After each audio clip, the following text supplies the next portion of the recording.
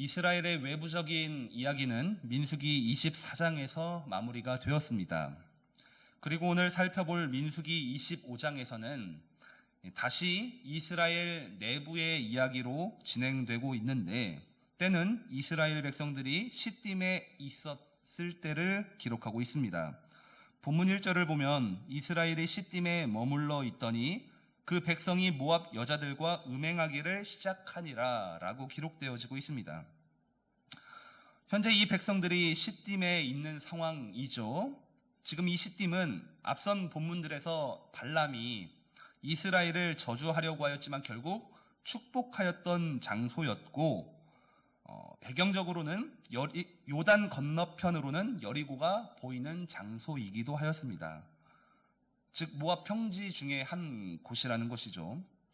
지금 이스라엘 백성들은 요단 동편에서의 여러 전쟁을 성공적으로 마쳤고 지금 시딤에 모여 있는 상황입니다. 그런데 전쟁의 성공과는 별개로 이 백성들은 이곳에서 모압 여자들과 음행하기를 시작하였다라는 것이죠.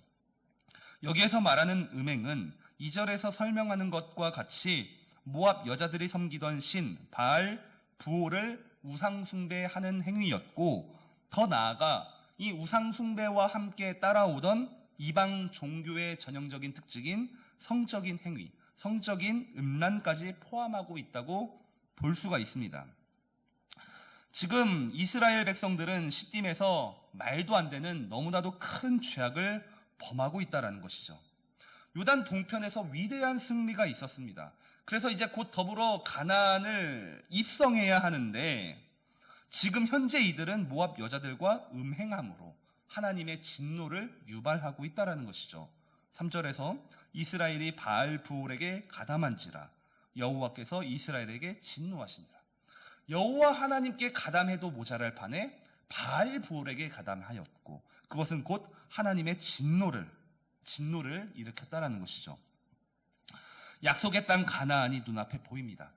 요단 건너편에 여리고가 보인다고 거듭 민수기는 말하고 있지만 그럼에도 불구하고 이스라엘 백성들은 온전하지 못하였습니다. 온전하지 못하다. 이것은 아직도 이 백성들 사이에 출애굽 1세대 백성들이 남아 있었기 때문이라는 해석들도 있지만 사실 정확하게 말하자면 그렇게 무한한 하나님의 능력과 그 은혜를 경험하고서도 여전히 죄인된 모습에서 자유하지 못하는 인간의 처참한 본질을 보여주고 있다고도 우리가 해석해 볼 수 있습니다. 그렇게도 하나님의 능력을 경험하였지만 그렇게도 여전히 가능성이 없는 그 인간의 죄성들이 나타나고 있다는 것이죠. 그렇게 백성들은 바알 부올을 우상숭배하며 음행할 때에 하나님은 심판하시게 됩니다. 4절에서 하나님께서는 이스라엘 백성들의 지도자들을 죽일 것을 말씀하셨고, 그래서 5절에서 모세는 바알 부올에 가담한 모든 사람들을 죽일 것을 명령하시게 됩니다. 그러면서 이스라엘 진영 안에는 하나님의 심판인 연병이 창궐하게 됩니다. 9절 말씀을 보면 이때 창궐한 연병으로 인하여 죽은 백성들의 숫자가 2만 4천 명이라고 구체적으로 밝히고 있는데, 이 숫자는 과거 가데스에서 이 고라를 중심으로 반역하여 그 반역의 대가로 죽은 1만 4,700명의 숫자보다도 훨씬 더 많은 숫자가 심판을 받아 죽었다라는 것입니다. 따라서 지금 시딤에서 모압 여인들과 음행하고 우상 숭배하고 있는 이스라엘의 모습은 지극히 비정상적이었고 심각하였고 하나님 보시기에 그 무엇보다도 악하다라는 것입니다. 그래서 하나님은 진노하시며 심판하셨는데 바로 그때 하나님의 심판을 멈추게 하는 일 한 가지가 발생하게 되죠. 그 일의 발단은 이렇습니다. 6절 말씀을 보게 되면 이스라엘 자손의 온 회중이 회막문에서 올 때에 이스라엘 자손 한 사람이 모세와 온 회중의 눈앞에 미디안의 한 여인을 데리고 그의 형제에게로 왔다고 기록하고 있습니다. 지금 한창 하나님의 연병으로 심판이 진행되어지고 있고, 그래서 이 백성들은 회막 앞에 모여 눈물로 울며 회개하고 있을 때에 이 너무나도 황당한 일 한 가지가 발생하게 되죠. 이스라엘의 자손 한 남성이 이방 여인 미디안 여인을 데리고 장막 안으로 들어가고 있다라는 것이죠. 지금 여기 말하는 미디안 여인은 앞서 기록된 모압 여자 중 한 사람을 가리키고 있는 것인데, 지금 많은 이스라엘 사람들 24,000명의 백성이 죽고 회개하고 있는 그러한 상황 속에서 그 상황을 파악하지 못하였는지 아니면 의도를 가지고 했는지는 모르겠지만 한 이스라엘 남성이 이방 여인을 데리고 장막에 들어가고 있다. 이 부분을 이 성경학자들은 여러 관점에서 해석을 합니다.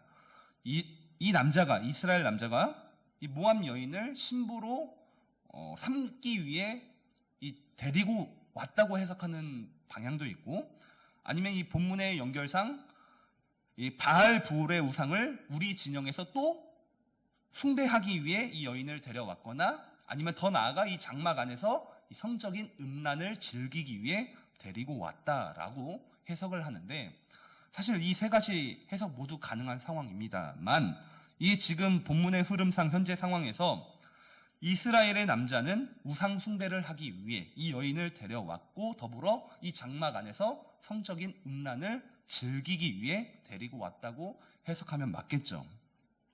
그러니까 지금 비정상적인 상황 속에서 더욱더 말도 안 되는 비정상적인 일이 또 한 가지 발생하였던 것입니다. 그런데 이 일이 발단이 되어서 하나님의 심판을 멈추는 또 다른 일이 진행되어지죠. 제사장 가문의 엘르아살의 아들 제사장 비느하스가 나오게 되죠. 그래서 그가 과감한 행동을 합니다. 제사장이 창을 들고 지금 장막에 들어가고 있는 이 남자와 여자를 뒤따라 가서 동시에 찔러 죽이게 됐다라는 것이죠. 단번에 이 남자와 여자의 배를 관통하여 죽였다라는 거예요. 그런데 중요한 것은 이 일로 인하여서 8절 하반절에서는 연병이 그쳤다라고 기록하고 있습니다. 제사장입니다. 제사장 비느하스가 창을 들었어요. 그리고 창을 들어서 사람을 살해를 했습니다. 이 겉으로 보면 어떻게 보면은 이 제사장이 비느하스가 한 행동은 굉장히 잔인하기도 하고 또 제사장이라는 직분에 맞지 않아 보일 수도 있습니다. 그런데 이 비느하스의 행동을 향한 성경과 하나님의 평가는 정반대입니다. 11절에서 13절에서 하나님은 말씀하시죠. 비느하스야말로 하나님의 질투심의 마음을 가지고 이 일을 행하였다. 하나님이 평가하신다라는 거예요.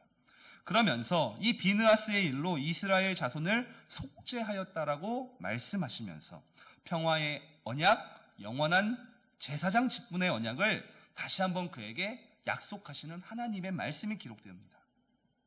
제사장 비느하스의 이러한 행동은 하나님의 진노와 심판을 멈추었고 더 나아가 하나님의 축복까지 받게 됩니다. 그러면서 성경은 이 부분에 대해서 추가적인 설명을 덧붙이고 있어요.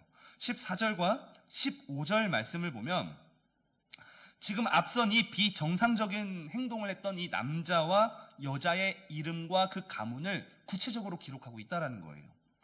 범죄를 했잖아요. 지금 하나님의 진노와 심판이 이스라엘 진영에 임하였고 많은 사람이 죽었고 눈물로 회개하고 있는 상황 속에서 이 범죄하고 있는 두 남녀의 이름을 성경은 기록하고 있다. 그 말은 곧 남자는 이스라엘 진영 내에서, 여자는 미디안 진영 내에서 아주 유력하고 유명한 사람임을 의미한다라는 거예요.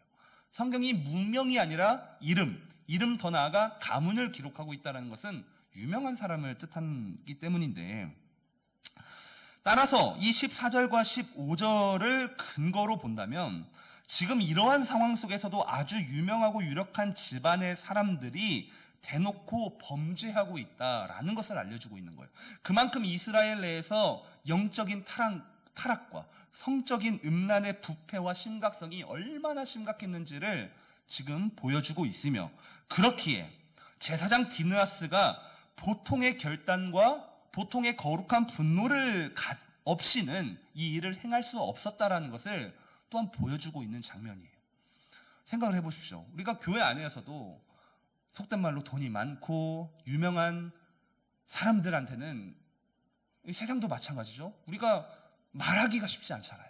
그분의 영향력이 있기 때문에. 마찬가지죠. 그렇게 이스라엘 내에서 유력한 가문과 한 사람, 그에게 손찌검을 하는 것도 아니고 창을 들어 살인을 한다? 이것은 비느하스 입장에서는 이 보통의 결단과 이 거룩한 분노 없이는 불가능했던 일이다라는 것을 알려주고 있다는 것입니다. 따라서 그는 제사장으로서 이스라엘 공동체의 리더로서 하나님을 위해서, 하나님의 뜻을 위해서 창을 들었음을 기억해야 한다는 것입니다.